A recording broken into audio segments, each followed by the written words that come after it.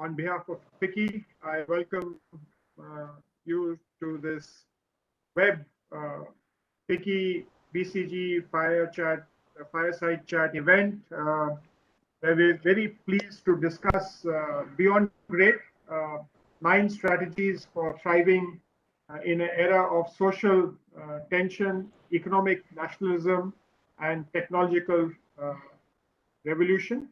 A book on business strategy by Dr. Arindam Bhattacharya, Managing Director and Senior Partner at the Boston Consulting Group, and his 2 senior partner colleagues, Dr. Nicholas Lang and Jim Heberling. Dr. Bhattacharya is a member of the Global Advantage Industrial Goods Operations and Public Sector Practices at BCG. He is also BCG Henderson Institute Alumni Fellow and has worked extensively as a consultant and as a researcher. He's worked with India's central and state governments on a variety of topics covering both policy development and transformation of large public systems to drive the outcome. I think in the book Beyond Great, which you see on the screen, Dr. Bhattacharya and his colleagues have made a bold claim based on the research that the strategies that delivered great performance to the companies in the 20th century are no longer effective today. It is interesting to understand that the book came before the pandemic, and the pandemic has only amplified most of what is in the book, primarily because in an uncertain world where the pace of change is only increasing, companies must go beyond great to implement a new playbook to build a sustainable competitive advantage. As they have said, great is no longer good enough. We're also pleased to have with us today in the panel Dr. Hans-Paul Bruckner, Chairman of BCG. Hans-Paul was the 5th CEO of Boston Consulting Group from 2004 to 2012, during which he led the firm's global growth, establishing 18 new offices and established new practices of public sector, social impact, and sustainability to bring high-quality capabilities into the critical areas for the world. Today, Hans-Paul travels extensively in the 50-odd countries in which BCG operates to support key clients and teams. We're delighted also that Mr. Shubhakant Panda, Managing Director, Indian Metals and Ferroalloys Limited, IMFA. He's also the Vice President of FICCI, is an active member of the steering committee and the chairman of the National Manufacturing Committee, is joining us. He is a business leader who has a thorough understanding of the nuances of government policies and the implications at the ground level. And as the Managing Director of the Indian Metals and Ferroalloys Limited, he heads the country's leading fully integrated producer of ferroalloys. It's the largest in the country and also is a significant exporter and has a good feel of global markets. I think what we'll do is that the format of today's event will be a fireside chat on the central thesis of the book, how to thrive in today's volatile economic environment. We will pick on the 4 themes which Arindam presents, and I'll come back to that later. And as I said, that given the ripples that the pandemic has created, disrupting the supply chains, accelerating digital infrastructure, every business went online. A revisiting of the manufacturing industry in the country is also happening. And this book seems like the need of the hour. So let us learn from the author and our distinguished panelists the way forward. We will have a short Q&A session with our audience after the fireside chat. But without any further introductions or comments, may I invite Dr. Arindam Bhattacharya to talk about his new book, Beyond Great. And just a disclaimer, other than being in BCG, Arindam is also a dear friend. So over to you, Arindam.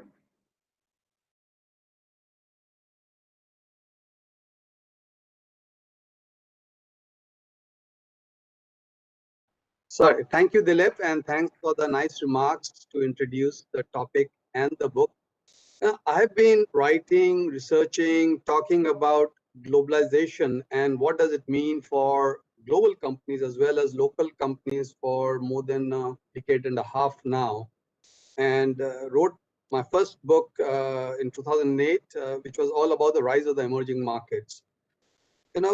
Over the last couple of years, I mean, as a part of my research, I've had the opportunity to talk to CEOs and CXOs around the world, and the topic of globalization and global advantage is dear to all of them, and they are more than happy to take out some time from the busy calendars to have a conversation when particularly when you're going through such an interesting era we are faced today. So one of the persons with whom I regularly touch base is Mark Witzer. Mark is at that time the chief operating officer of Whirlpool, and during one of the conversations we're having on what is the changed context of the world, he used the term "we live in torn times."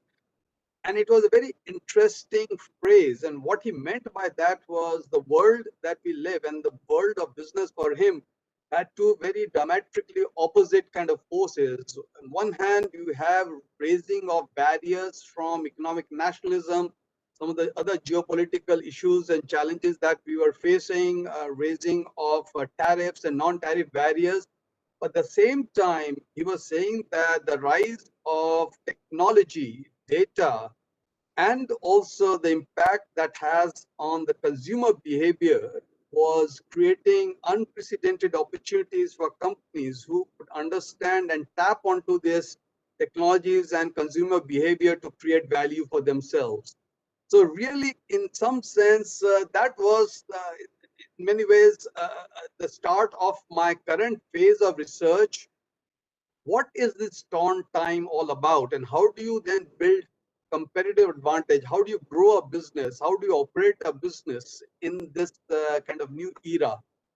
And really, as we started researching, and that's really the backdrop of the book, a new world era has emerged, which is defined by three disrupted forces and one underlying kind of force. The three disrupted forces on the right, we all know, is the force of digital technologies and what it is doing to both businesses and consumers. And I truly believe that we are at the starting journey on this. And over the next decades, we are going to see enormous implications and impact of what technology is going to do to the way we work, to the way supply chains are configured, to the way trade happens around the world. The second force is the force of economic nationalism. And all know that we all feel that if you look at the last century, the second half of the last century, it was kind of, in some sense, shaped by growing multilateralism and multilateral institutions, which have got weakened and eroded to some extent in this kind of century, 21st century, and a new form of institutions have to come up. At the same time, the challenge of the geopolitical competition between US and China is defining the rules of global business and global trade. The third one, which was never very important for global businesses or local businesses, where we felt that the government has a bigger role to play, is the rapidly increasing social tension from natural ecosystem erosion, rising inequality, and in some sense growing tribalism. By that I meant fear of outsiders. In every country and between countries, you have this growing tribalism. So if you all put this together, these three forces, along with the increased volatility, COVID-19 was a dramatic volatility. Before that, we had the global financial crisis, we are having extreme weather impact, we are having political and economic disruptions coming up in many countries. Brexit was one of them, but that's not the only one. We have a world which is very different from, say, the world we faced in 1980s, 90s, and even early 2000. And that really was the backdrop, the introduction in the book. And this new world is actually forcing CEOs around the world to seek some answers to some fundamental questions. And here I just put 4 questions from 4 different global CEOs, iconic CEOs in 4 different parts of the world. So you have Dr. Ronald Bush, who is the new CEO of Siemens, and he's asking that we build a global organizational model in a very stable world where we could drive efficiency. But today, as the world is becoming more and more unpredictable and fast-paced, what kind of organizational strategy do we need, which will able to create the kind of advantage that we had in the last century? Then we had Mark Bitzer. I quoted Mark earlier, but then he went on to add in the interview that look, we are seriously questioning whether we need to really rethink our global model. We have from India the chairman of Tata Sons. He's telling, and I had a chance to privilege to interview him, where he said every business today has to think about which ecosystem they are part in. It is not about their own company. It is about ecosystems and platforms, and we need to understand, we need to be part of the right ecosystem to be able to compete and thrive.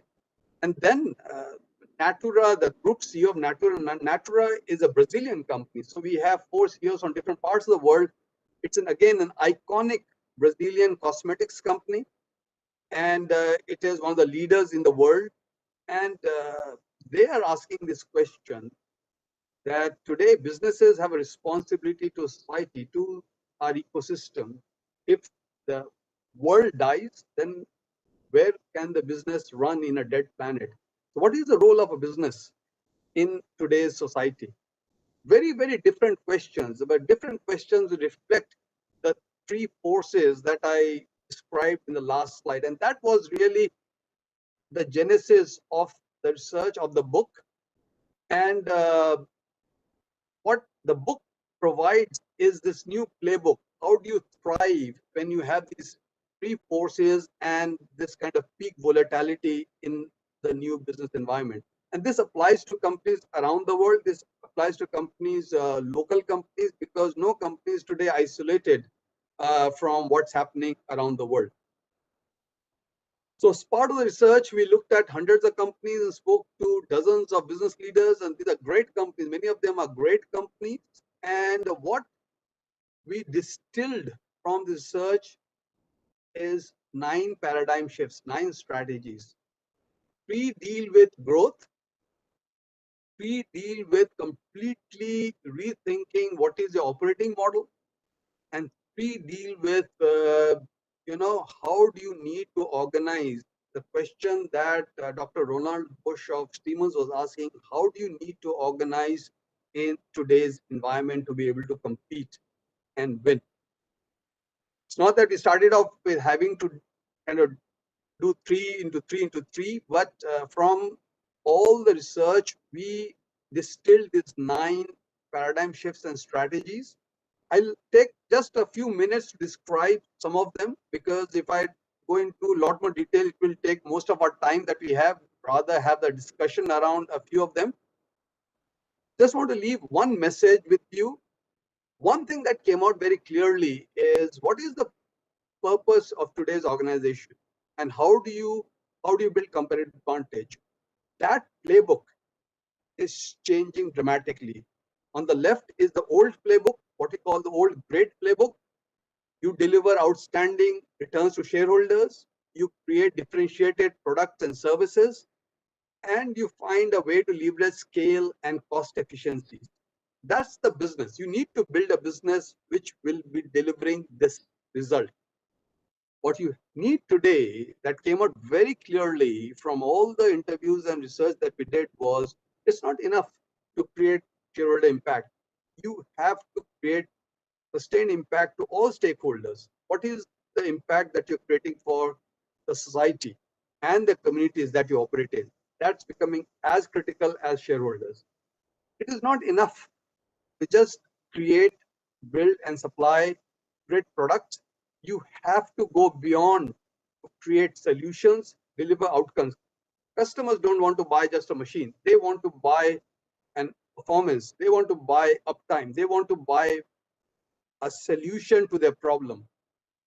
And it's not enough just to have scale and cost. You need to be resilient. You also need to be able to customize and provide product at high speed and be highly flexible.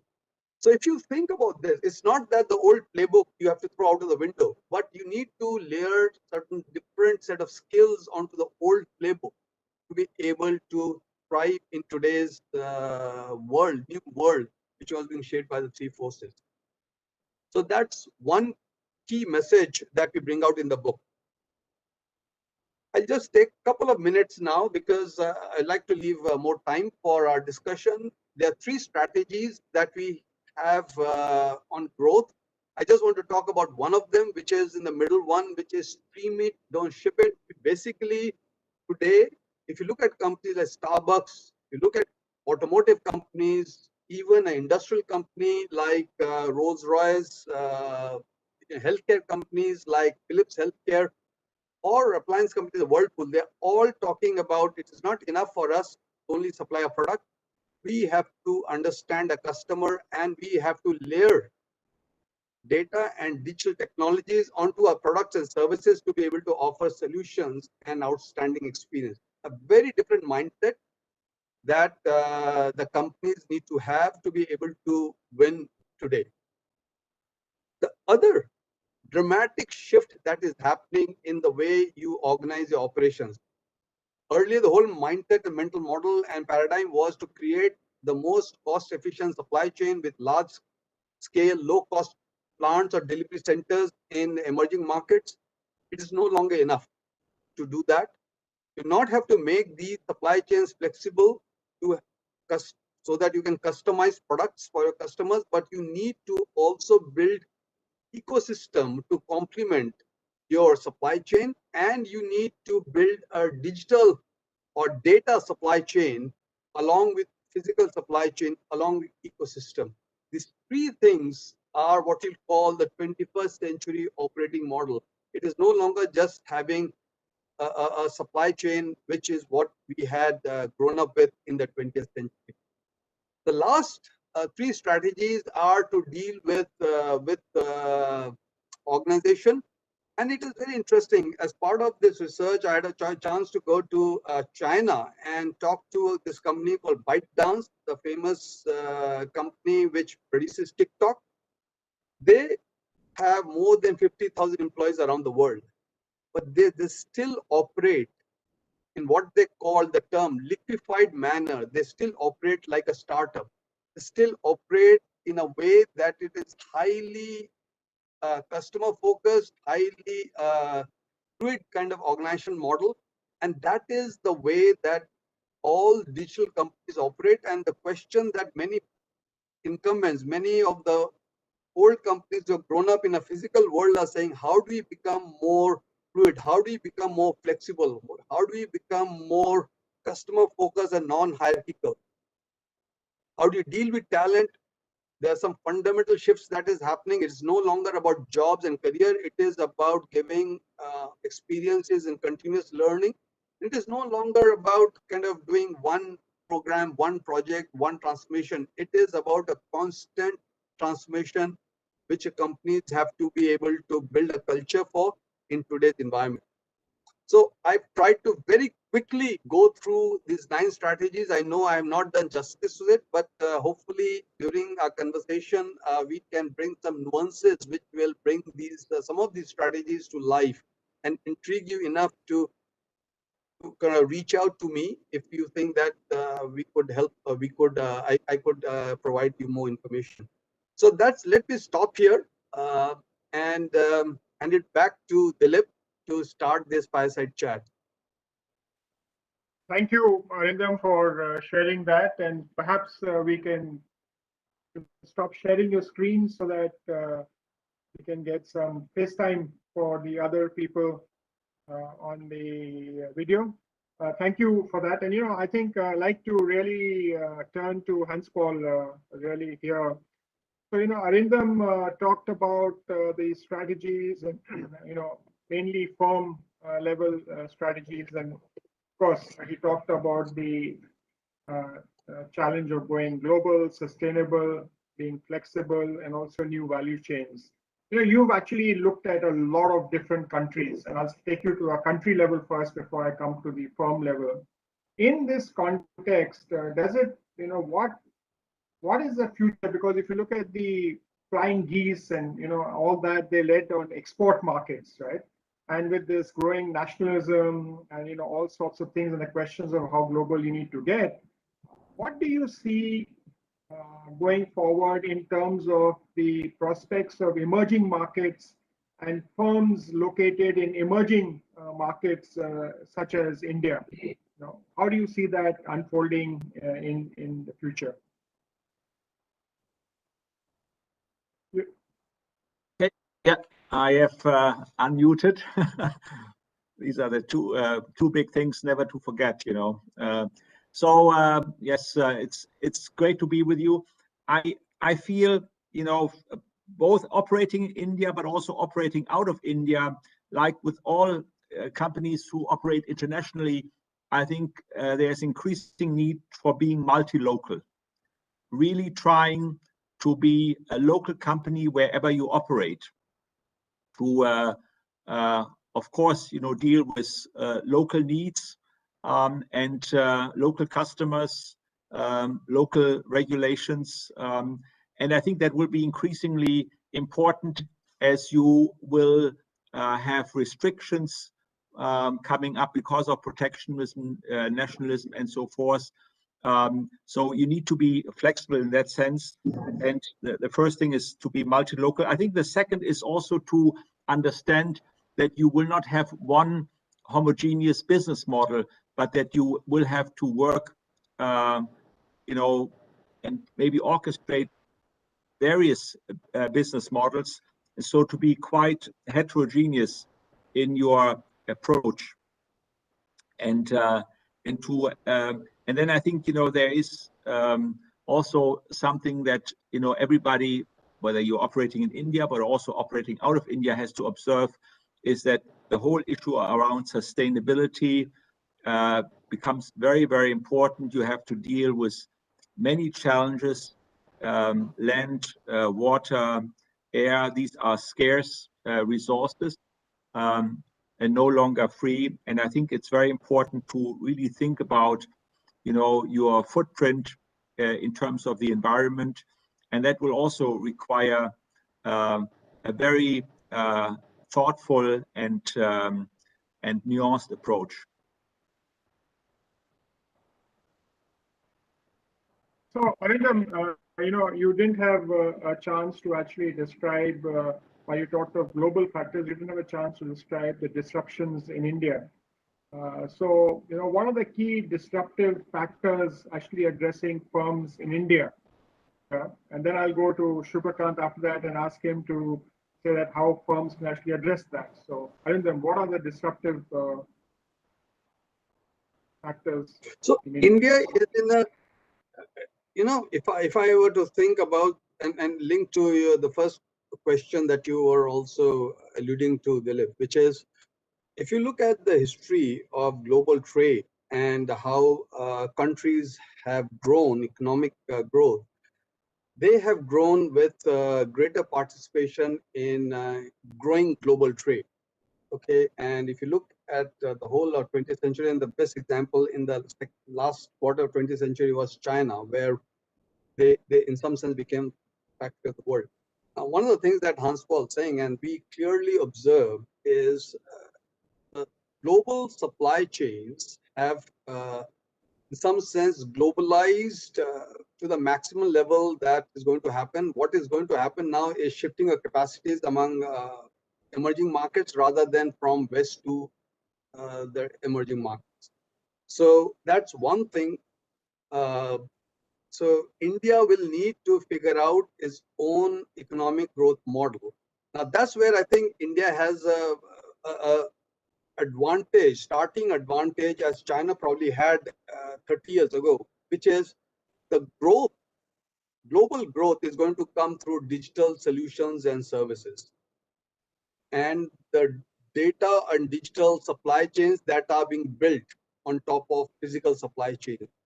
And given India's strong starting positions in terms of IT services, and the question that I have is, can we develop policies and capabilities as well as our education systems geared to be able to create a bigger play in this new emerging area, like China was able to do in the manufacturing of globalization of manufacturing, the globalization of data and digital supply chains? Can India actually play a bigger role, which can drive India's next economic growth? That to me are the two different things. One is we are going to compete not with US and China costs, US and European costs for our manufacturing. We are going to compete with Vietnam and China and Indonesian costs for manufacturing. And at the same time, we have this whole opportunity in terms of creating companies and capabilities in this whole digital space, which can be India's growth economic lever of economic growth. Supakant, that leads into thing here. How could India, one, leverage this lever of manufacturing opportunity that Arindam talks about, and what do companies in India, how do they overcome these disruptions to make this journey, as is termed, from great to beyond great? So thank you, Dilip. And let me, on the manufacturing piece, let me just start out with a little bit of data first, which I'm sure everyone is aware, but to reiterate in many ways what is obvious, which is not just this government, but going back maybe 10, 15, 20 years, it's been the aim of every government to try and get the share of manufacturing in India to get to a figure of around 25 odd percent. Except it's been stubbornly stuck in the 14 to 15% range. And, if you look at it from a different perspective, as India develops and grows and sooner rather than later transitions from being a developing economy or a developing nation to a developed nation, it is but obvious that manufacturing has to take up a larger share. And equally, you're going to have agriculture as a sector of the economy sort of playing lesser role, and a lot of transitioning of people from the agricultural sector to manufacturing and then eventually on to services.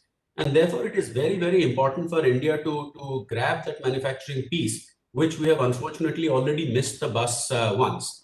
Now, if I were to look at that in the context of one of the themes of the book, which is economic nationalism, I mean, you can look at Atmanirbhar Bharat or what is what can be described as a self-reliant India from a point of view of economic nationalism, but I actually see it more as a necessity than something which is just being talked about in certain other terms.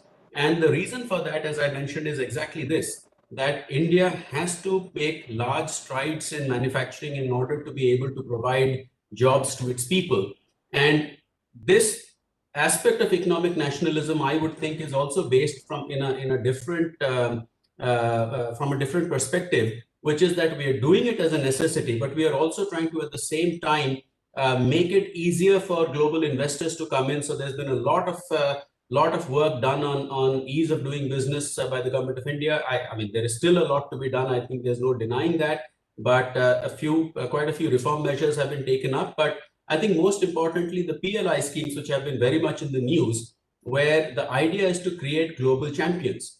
And just to get back to a point which I think Arindam made, which I find very interesting, that there is a limit to which globalization can be taken forward. And now you're getting to a stage where it's not a question of moving from the West to the developing nations, but getting supply chains to be redistributed amongst the emerging nations. And I think that's where India has a tremendous opportunity ahead of it to try and take advantage of the new opportunities presented by geopolitical tensions or realignment of relationships to grab this opportunity and use. I mean, for Indian entrepreneurs, I think it is a question of using schemes like the PLI to become a global champion, because again, the aim of the government there, and I'll stop with this one comment, the aim of the government is not to make this a permanent sort of a subsidy, but to provide a boost and see that global champions are created, which then become a self-sustaining, virtuous growth cycle in a few years' time. Well, I think both Arindam and Shubhakant both talked about what companies need to do, and both actually underlined a kind of a challenge which companies face. And Arindam, when he was presenting, actually brought about this whole thing of sustainability, and how and doing good for all stakeholders or shareholders, right? Whether it is the Indian context, which Shubhakant said, or in the presentation Arindam talked about. How do you actually create this ecosystem to do good, and for all the stakeholders, while also maintaining shareholder returns? And this is the big debate that we are having, that in the pandemic, few companies, a few created wealth, the others did not, and there's a huge K-shaped kind of recovery going. How do we move from this doing good for all the stakeholders while creating wealth for the shareholders? Yeah, quite honestly, I do not see this trade-off between shareholder value and stakeholder value. I think, if a company does not really provide good products, services, data for its customers, it will not flourish. If it does not really attract and retain and develop good talent, it will not flourish. If it is not a good part of the local community, it cannot flourish, because you will always be at odds with, trying to build a new factory, or, have a community that is safe and sound. And so I think, the good companies, whether this is in India or anywhere in the world, would always have these different stakeholders in mind in order to make it work. And when we look at what really drives shareholder value, it's profitable growth, and over 3, 5, 10 years.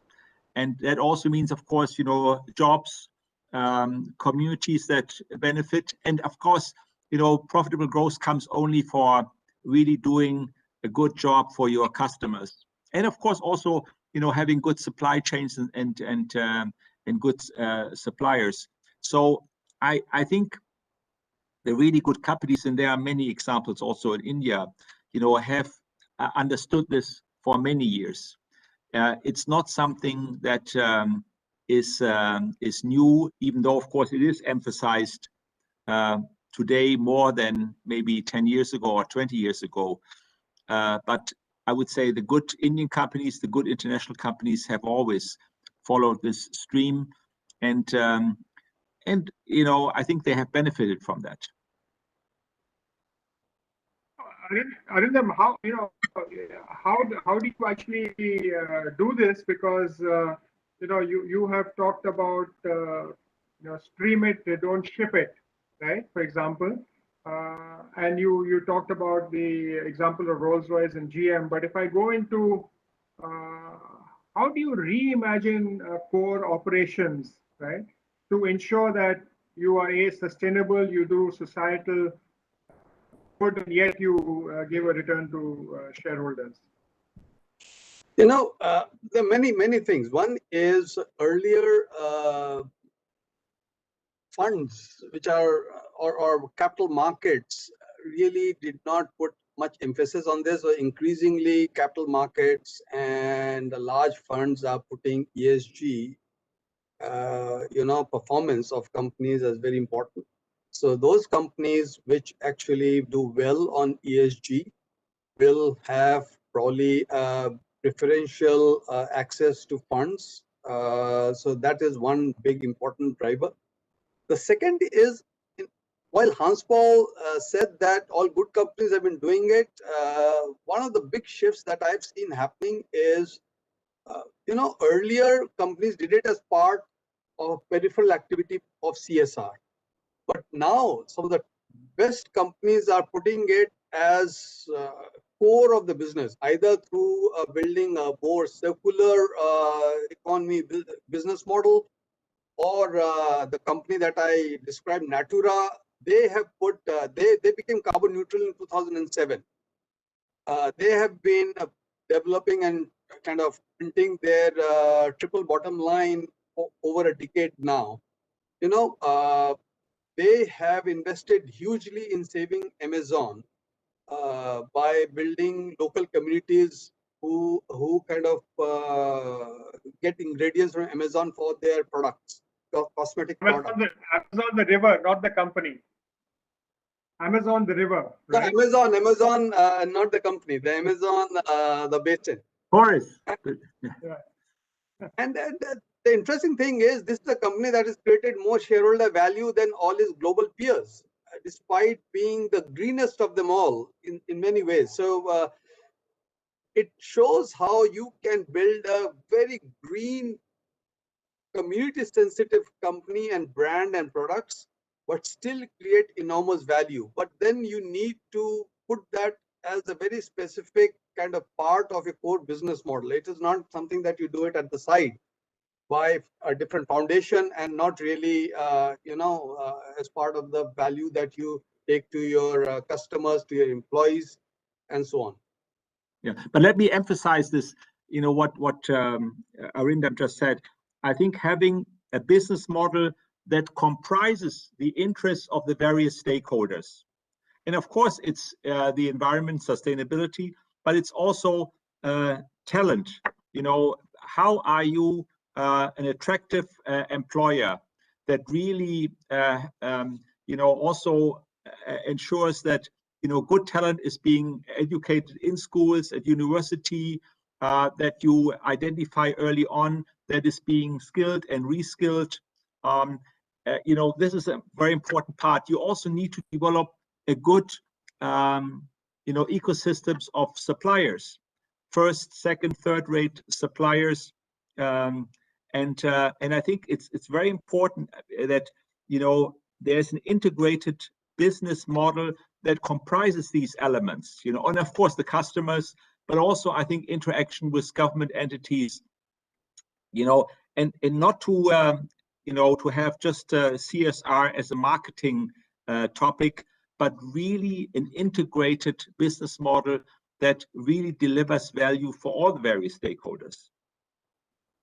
I think, Subhra, how does this play out in India? You run a company in India, but is it easy to do? Is it difficult? What are the challenges? How does a CEO, focus the company to go in that direction? Well, let me cite a small example of ourselves. At Infra, this is our 60th year in existence. So obviously, we must have done something right to have been there this long. And I would attribute that to the fact that much before CSR became a buzzword, forget about going further than CSR or whatever it is, we have always had the approach that we have to live in harmony with the locality. So we happen to operate in fairly remote areas, and what that means is that the onus of, there is an onus on us to provide at least basic healthcare to our own people, to provide educational facilities to our own people, and we of course open that up to the local community. But as we were talking in a sort of a pre-discussion yesterday with where Arindam made a very important point, that it's not about building that one school or two schools or having a healthcare facility or something of that sort. That is a very compartmentalized approach, which was perhaps in vogue years ago, and that's not going to cut ice at this point in time. I think what has worked for us is to look at, to being vested in positive outcomes for the locality, because you cannot have an approach that I will operate here, I will be profitable for my investors and shareholders and whatever else it is, but I'm not very much in sync with what is happening around me. That is simply not going to work. And again, as Hans Paul made a point, that you have to look at all aspects of your stakeholders. That includes your shareholders, that includes your community, that includes your suppliers, that includes your customers, that includes everybody.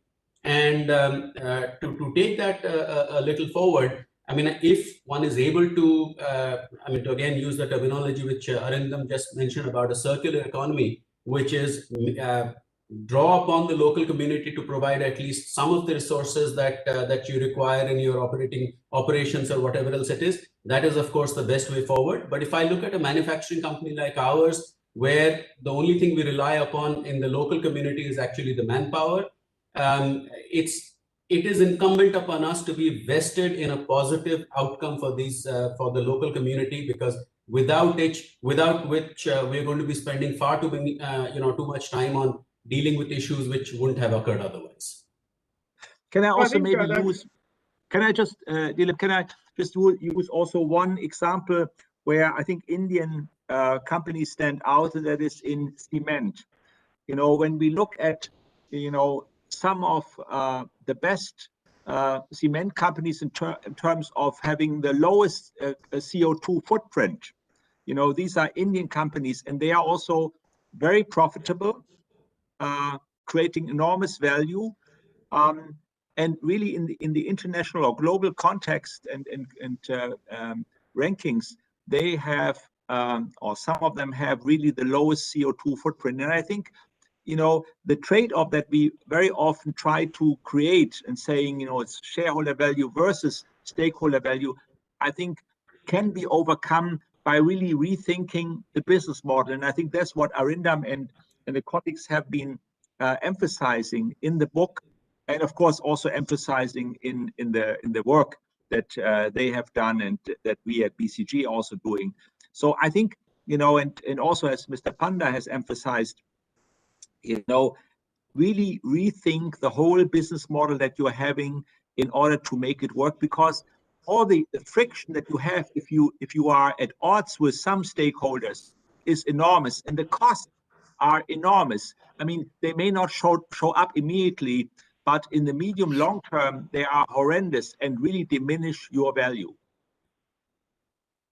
Yeah, so Arindam, I'll just move away from, you know, because the you know, when you said in your presentation, new strategy playbook must go beyond grade 2, and the first thing that we were talking about was stakeholders and shareholder returns with sense of purpose. We've had a good discussion around that and a bit of the disruption. But I want to move to your second bucket, which you actually put there, which you talked about move from products and services to customized solutions and deliver outcomes and experiences. So, you know, I mean, if you look at the IT industry, you initially bought software, now it's software as a service.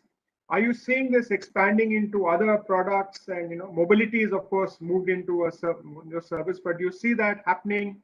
And, you know, what's the pace that will happen in the world and in India? Look, earlier it could not happen because it was very, very expensive to connect one-on-one with customers, be it industrial customers or be it in the consumer industry. But today, with a smartphone or a sensor in a machine, it is practically seamless and also in many ways kind of zero cost to connect and understand customer expectations and also deliver a digital solution to a customer. So that is a fundamental change. And what does that happen also is, if the customer is today not satisfied with you, he will go on a website somewhere and put a comment of this product or this service not being up to the mark. And that can create a huge impact on your brand and value around the world. It's not just wherever the local market is. So the fundamental way you need to think of the customer has changed. It is no longer, and I was having a discussion with the chief strategy officer, one of the largest industrial company in the world. He said our whole strategy in the 20th century was built on deep technological capability of our R&D engineers. It was all about R&D out, product out. Now we have to reorient ourselves to thinking customer in. And how do we do that? We have centers. We have centers where we bring the customers. We have where we bring the R&D engineers. We bring the sales engineers. Where we bring the software engineers, data analysts together, and understand what are the customer, what we call customer journey. What are the pain points that the customer is going through in the using of the product through the life cycle, and construct a solution. So you have turned the entire process on its head. rather than, as I said, product out or R&D out, you are starting to do customer in. We are the starting of this transformation. And the best example which you quote in the book is this tractor company, John Deere, which now calls itself a farm solutions company, not a tractor or a harvester company, which has put technology at the core of its business model. And because of that, and market has accepted this transformation, they are being rated as a technology company with that kind of multiple rather than as an industrial company with a much lower multiple. So it's a very different way to think about your customer and how do you deliver the solutions. Srikanth, would you like to add something to this from the Indian perspective? Well, clearly, I think from a technology perspective, there is, I mean, the sheer computing power that is available to us nowadays and enables a lot of, big data analysis to take place. And it is very, very clear that, one has to look beyond, as the book says, that look beyond providing a mere product to providing solutions. That's what ultimately the customer is interested in. But I mean, just to dwell on the technology aspect a little bit more, there's this small company startup that I'm aware of, and in fact, I'm a small investor in there called Original for Sure, where they're doing some wonderful work in terms of tying up with some of these large consumer product companies to track through technology the entire supply chain. So it's not just a question of keeping track of what what goes where, but through that tracking mechanism to also see how your promotion schemes are going, and if they have promotion schemes limited to a certain territory, to ensure that it's there is nothing slipping out from that territory into a neighboring state or something of that sort. So I mean, the advent of technology, I think it's all pervasive now.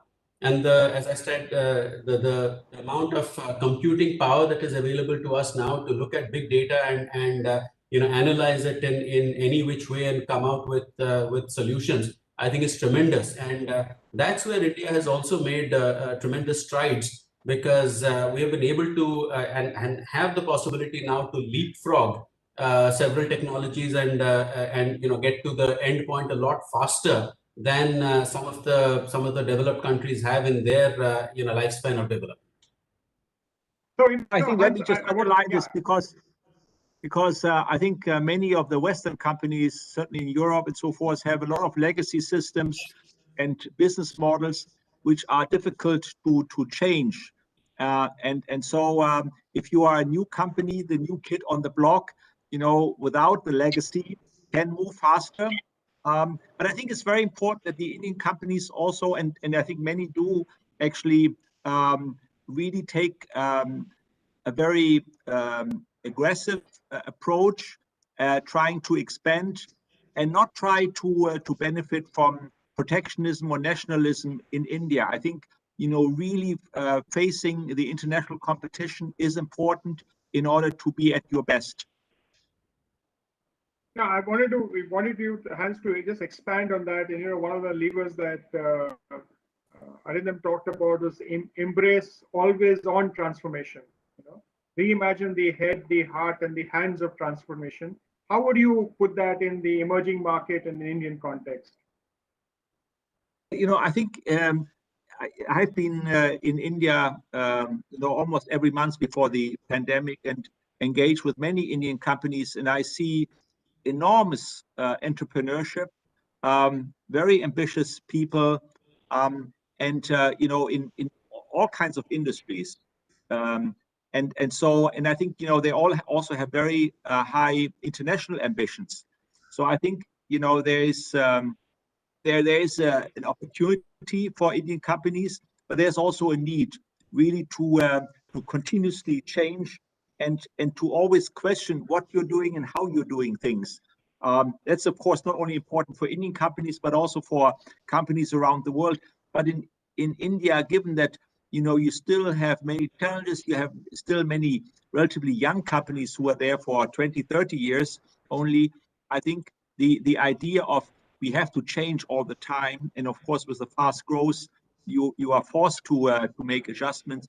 I think they are well placed, and very often it's the first and second generation people who still are really driving companies. So I feel there is a huge opportunity for Indian companies in India, but also internationally. We have seen this in Europe, in North America, and around the world, where Indian players are, really making their mark. And of course, also competition with the Chinese helps. I think there's nothing like a good competition that pushes you forward. I'll just add one thing. Yeah. Just one thing here quickly. One of the things which is hugely different from what it was earlier, transformation, besides being kind of one-off transformation, focus a lot more on what we call the head, the plan, and the hand, engaging the people, and not so much the process of change is very important that we found. In India, it has always been much more people-oriented rather than process-oriented, and we are much more flexible. So I think in some sense, Indian companies and a lot of emerging market companies and startups are much more attuned to this continuous transformation model rather than a 100-year-old Western company, which is very, very structured in the way they do things. Subhaga, you wanted to add something? Just to use a little bit of an analogy here, I read another very interesting book recently called Alive at Work, which talks about the neurological aspect of keeping people engaged at work, and it talks about the seeking system, which is to let people wander, and that's where, as Arindam said, that a highly rigid structure is makes it very difficult to go beyond what your assigned task is or what your job description is. And I think that the standout line from that was that as human beings, we are neurologically wired to look beyond, to seek beyond. I mean, otherwise mankind would have remained restricted to Africa. So I think again, I agree with what Arindam is saying, that and to weave in a little bit with what we talked a little earlier, that the advantage that India perhaps has is that we are a little bit more people-oriented rather than process-oriented. And again, you have the ability to sort of leapfrog certain aspects rather than be hidebound by virtue of being a 150 to 100-year-old organization, of which there are plenty in the in the Western world. And India that way has the advantage of a younger population, more and looking more and more towards entrepreneurship as an option. So I think there's a lot of good things possible here.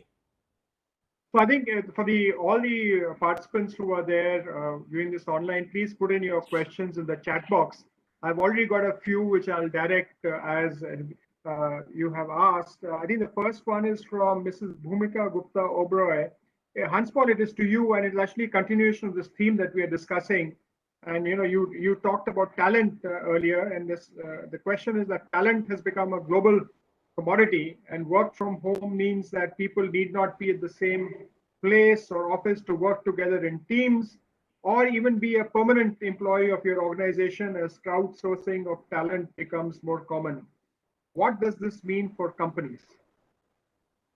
First of all, I think talent is not a commodity. I don't think that there are, people are very different, and you have to really try to train people, to upskill them, and that's why they are not so easily fungible. I think also you emphasize the hard aspect beforehand, and I think having people who are really engaged is very important, and that's why I think when we always talk about the work of the future or jobs of the future, we always think of course everybody can be now everywhere. And you don't need to have any physical presence. Actually, I think we forget a large chunk of the working population that really works with their hands in factories, on construction sites, who are repairing the plumbing or the electrical lines and so forth. And we always think about, okay, maybe consultants and journalists and office people who can work, online. I think, and what we also see, of course, that these people also want to have relationships, and they want to go to the office. I mean, today I'm in the office in Frankfurt, But very often, of course, during the days I connect through video conferences, and most of my colleagues really look forward to being back in the office, to being back at the clients, to being on sites, to engage emotionally. And I think this idea about, okay, today you can be here and tomorrow you can be there without moving and without having special affiliation, I think is probably something that is going too far. People want to have relationships, they want to have affiliation. And I think also the companies, I think, talent is so important. And it doesn't always have to be, top talent, but it has to be people who really feel, with the company, who really see also, their contribution as being valued, making a difference.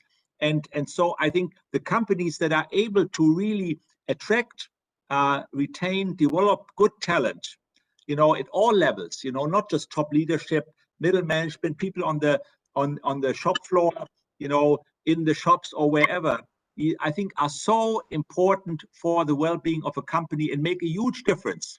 And that's why I do not see the future as people being easily fungible.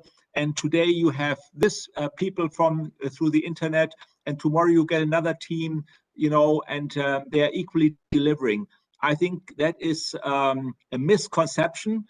Maybe I'm too old to embrace this new idea, but I clearly still think that having people who are really emotionally attached, who like to work each other, who know how to work with each other, make a huge difference at all levels in all kinds of companies.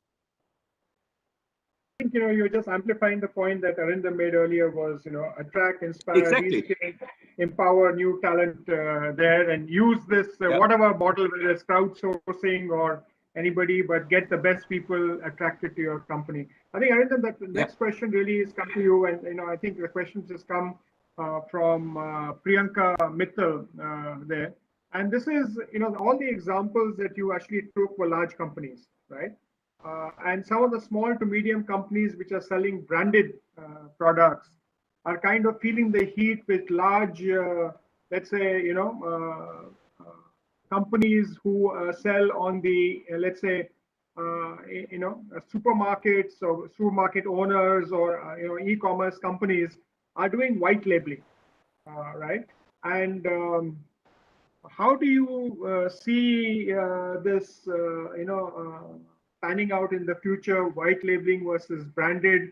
And what is your advice both for large branded companies as well as small and medium branded companies?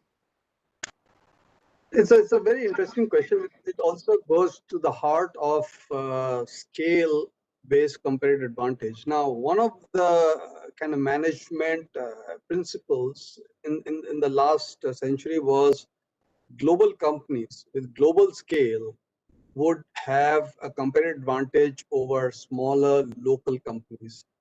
Okay, and that was largely true, and that is how a lot of these MNCs grew. But what they realized is, as markets in India and many other emerging markets also started growing, they became local players, much smaller, who are highly competitive. Now, one of the big shifts that has happened is earlier, for example, scale was very important because it took a huge amount of cost and investments to reach a customer, to build new products. But today, because you have e-commerce, because you have social media for digital marketing, because you have third-party logistics players, because you have, organized retail which is coming up, the role that a scale plays is less important. Now, labeling, white labeling versus branding. I'll give you the best example that I use in the book, which is when Xiaomi first came to India with a mobile phone. No one knew Xiaomi. At that time, the mobile phone market in India was ruled by the Samsungs, the LGs, the Nokias.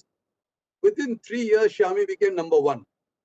And, they created a product they used, which was a feature-rich product at a competitive price. They used e-commerce partnership with Flipkart. They used digital marketing. They used word of the mouth. and they didn't have scale. They had a very small team in India. They did not invest hugely in supply chain or distribution or channels. They were able to create leadership, and that is the way they have grown their business model around the world. So scale itself is not critical, and that is why I am much more hopeful of having smaller, nimble, agile companies creating highly competitive business models. And you see that happening all the time in the startup world.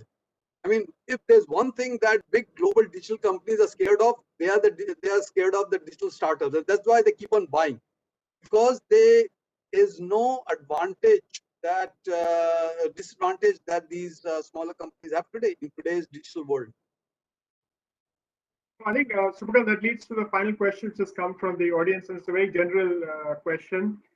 What should be the best strategy for global companies wanting to expand their operations in India? I know we started off with Hans in the similar question first, but I'm coming to you in the end. What should be the best strategy for global companies wanting to expand their operations in India? I think a simple answer: have a local presence. I think it's a time of great opportunity to be present in India. Yeah. There is a lot of positive work which is happening in terms of making it easier for companies to come in, to invest, to operate. And I know there are challenges. There will always be challenges, and that applies to every country in the world. But I think the combination of a large domestic market, which is integrated now with GST being in place, as well as the opportunity to use India as an export base. I think, as I said, distills it down to a simple word of advice that be present in India. I don't think there was a better time than today to come here and find opportunities to grow. Get Indian talent. Get Indian talent. Oh, absolutely, yes. Absolutely. I think, that again goes back, I think, Hans-Paul, to the point about making sure that all aspects, all stakeholders, all components of stakeholders are addressed equitably in a manner which enables you to grow and keep everyone happy. I think I'm very conscious of the time. Arindam, you want to ask any last comments? You were going to say something. Please go ahead. No, I was saying that it's not just global companies who want to win in India and be a local player. For Indian companies want to grow globally, they also need to operate in those countries as a kind of a local player with local. If you want to go there as Indian and exports, that is also today, that model is gone. And that MNC model is gone. You have to be operating in every market that you go as a local entity with engagement with local government and communities and customers. Yeah, I think that's what Hans-Paul actually started his answer to the first question with, that you have to really be very, very local. In fact, more local than local, if I may actually, if that's possible. So, I'm very conscious of the time. We've run 3 minutes over, but I believe that, thank you, Arindam, for sharing, first of all, your presentation on Beyond Great, looking at the three kind of strategies that we need to look at as companies. And of course, the 9 pillars that you talked about, if I were to take the 3 strategies was, substantial returns to shareholders through differentiated and products and services. You actually amplified that when you were presenting, and leverage, scale, and cost efficiency. And of course, the 9 pillars that you talked about, very good insights from Hans-Paul there about talent, about local, about, stakeholders and shareholders are not necessarily different. You can address them both together more effectively. And of course, Subhakant, for giving the whole Indian perspective, not only about the government efforts at the PLI and the other things, but also from your own experience as a company. And of course, I think one common thread through all of that was the opportunity and the talent that is there to leverage it. If you have the opportunity and you decide what to do with the opportunity and get the talent to work on that and execute it, you can actually go beyond great. I would also like to thank all the participants there who have come in Thank you for those who have asked questions. Thank you, Gunvina and Samrat and the team at BCG for putting this together. Thank you, Hans Paul. I know it is very early for you in Germany. No, it's not early. It's 8 a.m. That's fine. Okay. So thank you for joining, and we do hope that you'll soon be able to resume your monthly trips to India, and look forward to actually hosting you physically when you are here. Thank you once again, Arindam, and thank you, Shubhakant, for that. And with that, we come to the end of this session. Keep well and stay safe. Thank you. Bye. Thank you, Dilip and